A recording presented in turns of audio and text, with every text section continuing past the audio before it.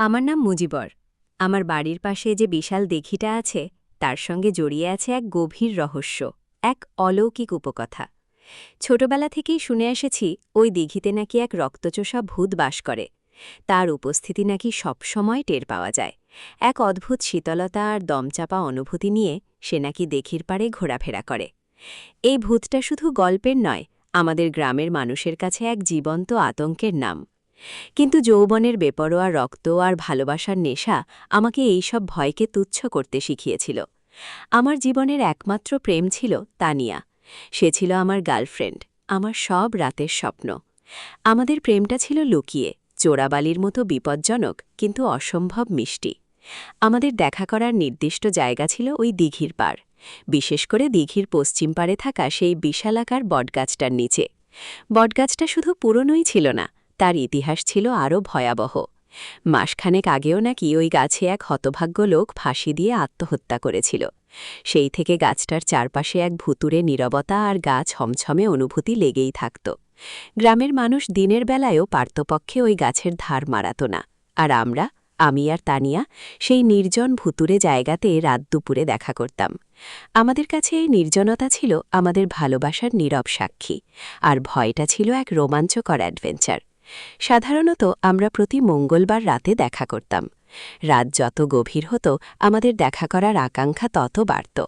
রাত 2টো বাজতেই আমি চুপি চুপি ঘর থেকে বেরিয়ে পড়তাম। তানিয়াও আসত তার বাড়ি থেকে। দিঘির পাড়ে সেই বাটগাছের নিচে আমাদের হতো নিশিরাতের মিলন। হাতে হাত রেখে আমরা ঘণ্টার পর ঘণ্টা কাটাতাম, গল্প করতাম, ভবিষ্যতের স্বপ্ন বুনতাম। ওই সময়টুকুই ছিল আমাদের সব প্রাপ্তি, সব সুখ। কিন্তু সেই মঙ্গলবারটা ছিল অন্যরকম।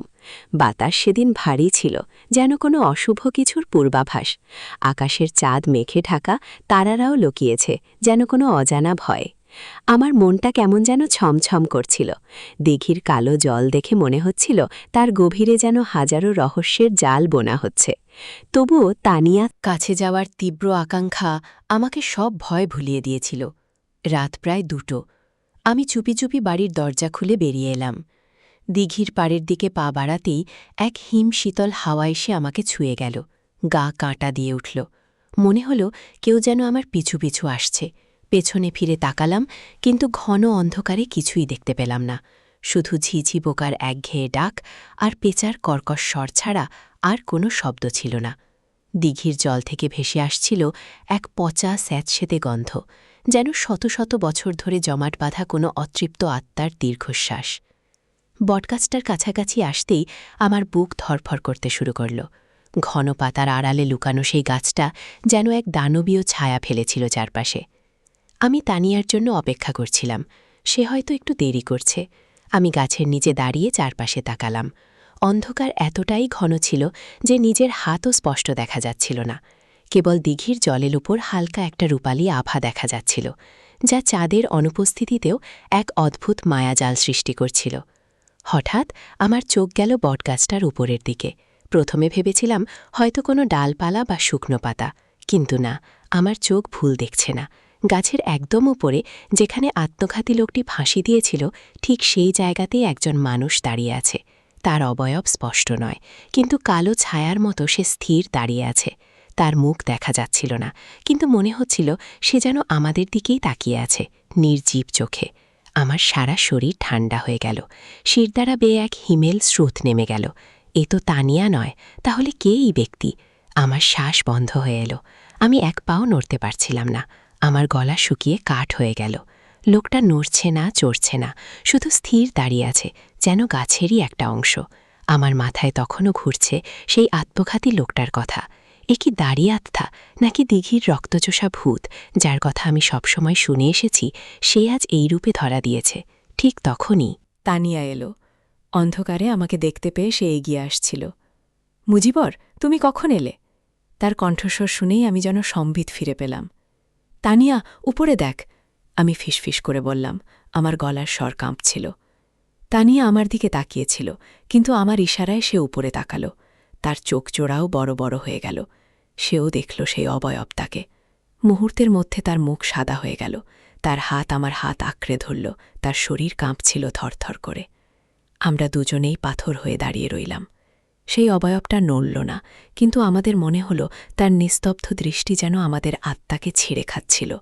সে যেন কোনো অদৃশ্য শক্তি দিয়ে আমাদের বেঁধে রেখেছিল। মনে হচ্ছিল অনন্তকাল ধরে আমরা সেখানেই দাঁড়িয়ে আছি, এক অশুভ ছায়ার নিচে। হঠাৎ গাছের একটা শুকনো ডাল মচমচ শব্দ করে ভেঙে পড়ল। সেই শব্দে আমাদের ঘোর কাটল। আমরা যেন এক ধাক্কায় জীবন ফিরে পেলাম। চলো পালাই, তানিয়া প্রায় চিৎকার করে উঠল। আমরা দুজনেই প্রাণপণে ছুটতে শুরু করলাম। পেছনের দিকে একবারও ফিরে তাকানোর সাহস হল না। মনে হচ্ছিল সেই ছায়াটা যেন আমাদের পিছু ধাওয়া করছে, তার শীতল নিঃশ্বাস যেন আমাদের ঘাড়ে এসে পড়ছে। আমরা দৌড়ালাম যতক্ষণ না আমাদের দম ফুরিয়ে গেল। আমাদের হৃৎস্পন্দন যেন কান ফেটে বেরিয়ে আসছিল। কোনো মতে নিজেদের বাড়ির কাছাকাছি এসে আমরা থামলাম। তানিয়াকে তার বাড়ির কাছে পৌঁছে দিয়ে আমি যখন আমার ঘরে ফিরলাম, তখনও আমার হাত পা কাঁপছিল। সে রাতের ঘুম আমার চোখে আসেনি। পরের দিন সকালে আমরা দুজনেই ঘটনাটা নিয়ে কথা বললাম। আমাদের মনে তখনও ভয় আর অবিশ্বাস খেলা করছিল। এটা কি সত্যিই ঘটেছিল, নাকি রাতের ঘোর আর অন্ধকারের খেলা? কিন্তু আমরা দুজনেই একই জিনিস দেখেছি, একই ভয় অনুভব করেছি। আমাদের প্রেম যা এত সাহসী ছিল, এখন যেন এক অদৃশ্য ভয়ে ঢাকা পড়েছিল। দিঘির পাড়ে সেই বটগাছটা, যা আমাদের ভালোবাসার তীর্থস্থান ছিল, এখন এক আতঙ্কের প্রতীক। আমাদের দেখা করা বন্ধ হয়ে গেল। সেই জায়গাটার কথা মনে পড়লেই আমাদের বুক কেঁপে উঠত। কিন্তু সেই রাত থেকে আমাদের জীবনে এক অদ্ভুত পরিবর্তন আসতে শুরু করল। রাতে ঘুমের মধ্যে আমি চিৎকার করে উঠতাম। দুঃস্বপ্নে দেখতাম সেই ছায়াটাকে, কখনো বটগাছের উপর, কখনো দিঘির কালো জলের নিচে। তানিয়ারও একই অবস্থা। সেও নাকি রাতে ঘুমোতে পারত না, মনে হতো কেউ যেন তার পাশেই দাঁড়িয়ে আছে। এভাবে চলতে থাকলে আমাদের জীবন দুর্বিষহ হয়ে উঠছিল। একদিন আমি সাহস করে গ্রামের প্রবীণদের কাছে ঘটনাটা বললাম। তারা প্রথমে বিশ্বাস করতে চাইল না, কিন্তু আমার মুখের বিবর্ণতা আর চোখের নিচে কালি দেখে তারা বুঝতে পারল আমি মিথ্যে বলছি না। তখন তাদের মুখ থেকে বেরিয়ে এলো আরও ভয়ঙ্কর সব তথ্য। দিঘির রক্তচোষা ভূতের গল্পটা নাকি শুধু গল্প নয়, বহু বছর আগে এই দিঘির পাশেই নাকি এক প্রাচীন কবরস্থান ছিল, যা এখন মাটির নিচে চাপা পড়ে গেছে। সেই কবরস্থানের অশরীরী আত্মারা নাকি দিঘির গভীরেই আশ্রয় নিয়েছে, আর সেই বটগাছটা নাকি তাদের যাতায়াতের পথ। আত্মঘাতী লোকটির আত্মাও নাকি সেই অশুভ শক্তির কবলে পড়েছে, যার ফলে সে গাছের উপর প্রেতাত্মা হয়ে আটকে আছে। এই শক্তি নাকি জিন এবং শয়তানদেরও আকর্ষণ করে, যারা মানুষের দুর্বলতা আর ভয়কে পুঁজি করে আরও শক্তিশালী হয়ে ওঠে। একজন প্রবীণ বললেন, বাবা মুজিবর, তোমরা বড় ভুল করেছ। ওই জায়গাটা বিনোদনের জন্য নয়, ওখানে শুধু অশুভ আত্মাদের বিচরণ। জিনেরা ওখানে আড্ডা মারে, শয়তানেরা তাদের ফাঁদ পাতে। মাঝে মাঝে নাকি বিনোদনের পরীরাও ওই সব জায়গায় আসে, কিন্তু তাদের উদ্দেশ্য ভালো নয়। তারা মানুষকে বিভ্রান্ত করে, নিজেদের জালে ফাঁসায়। কথাগুলো শুনে আমাদের ভয় আরও বেড়ে গেল। আমরা বুঝতে পারছিলাম সাধারণ ভূতের গল্প এটা নয়, এ এক জটিল অশরীরী জালের ফাঁদ। প্রবীণরা আমাদের পরামর্শ দিলেন একজন অভিজ্ঞ হুজুর বা তান্ত্রিকের কাছে যেতে। তারাই পারেন এই অশুভ শক্তি থেকে আমাদের রক্ষা করতে। আমরা যোগাযোগ করলাম গ্রামের শেষ প্রান্তে থাকা এক বৃদ্ধ হুজুরের সাথে। তার নাম ছিল আলিমুদ্দিন হুজুর। তার দাড়ি সাদা, চোখ দুটোতে গভীর প্রজ্ঞা আর এক অদ্ভুত আলো। আমরা তাকে সব খুলে বললাম। তিনি মনোযোগ দিয়ে আমাদের কথা শুনলেন, মাঝে মাঝে চোখ বন্ধ করে কিছু একটা ভাবলেন। সব শুনে তিনি দীর্ঘশ্বাস ফেলে বললেন, বাবা মুজিবর, তানিয়া, তোমরা এক ভয়ঙ্কর শক্তির মুখোমুখি হয়েছ। দিঘির সেই রক্তচোষা ভূত, বটগাছের আত্মঘাতী আত্মা, আর তার সাথে মিশে আছে শয়তানের ওয়াসওয়াসা, প্ররোচনা এবং কিছু দুষ্টু জিনের আছড়। এই সব শক্তি মিলে ওই জায়গাটাকে এক অন্ধকার গহ্বরে পরিণত করেছে। আত্মঘাতী ব্যক্তির আত্মা এক অতৃপ্ত আত্মা। সে তার মুক্তি চায়, কিন্তু শয়তানি শক্তি তাকে আটকে রেখেছে। তোমাদের ভয়কে কাজে লাগিয়ে তারা আরও শক্তিশালী হচ্ছে। আর দিঘির রক্তচোষা ভূত, সে অনেক পুরনো। সে মানুষের রক্ত আর আত্মাকে শোষণ করে বেঁচে থাকে। হুজুর আরও বললেন, এই সব শয়তানি শক্তি শুধু মানুষের ক্ষতিই করে না, তারা প্রকৃতির ভারসাম্যও নষ্ট করে। এমনকি ভালো জিন, যারা প্রকৃতির প্রহরী বা বিনোদনের পরী, যারা মানুষকে বিশুদ্ধ আনন্দ দেয়, তারাও এই অপশক্তির ভয়ে দূরে সরে যায়।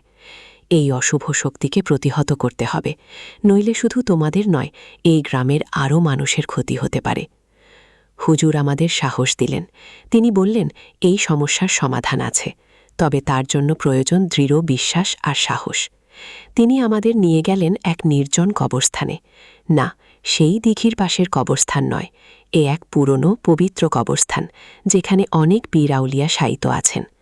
সেখানে বসে তিনি বিশেষ কিছু দোয়া কালাম পাঠ করলেন, কোরআনের আয়াত তেলাওয়াত করলেন। তিনি আমাদের হাতে কিছু তাবিজ দিলেন এবং কিছু নির্দেশনা দিলেন, যা আমাদের মেনে চলতে হবে। এরপর তিনি বললেন, আসল কাজটা করতে হবে সেই দিঘির পাড়ে, সেই বটগাছের নিচেই, কারণ সেখানেই মূল সমস্যাটা গেঁথে আছে। এক মঙ্গলবার রাতে তিনি আমাদের নিয়ে সেই ভয়ঙ্কর বটগাছের নিচে গেলেন। সেদিন চাঁদ ছিল না, তারারাও উঁকি দিচ্ছিল না। দিঘির জল আরও কালো, আরও রহস্যময় লাগছিল।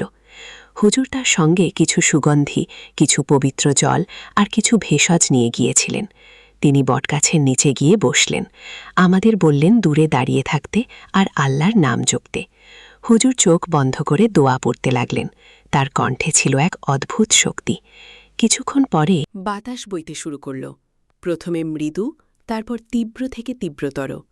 বটগাছের পাতাগুলো যেন পাগলের মতো কাঁপতে লাগল। দিঘির জল উথাল পাথাল হতে শুরু করল, যেন তার গভীরে কোনো দানব জেগে উঠেছে। আমরা ভয়ে একে অপরের হাত ধরে দাঁড়িয়েছিলাম। মনে হচ্ছিল পুরো প্রকৃতি যেন হুজুরের বিরুদ্ধে রুখে দাঁড়িয়েছে।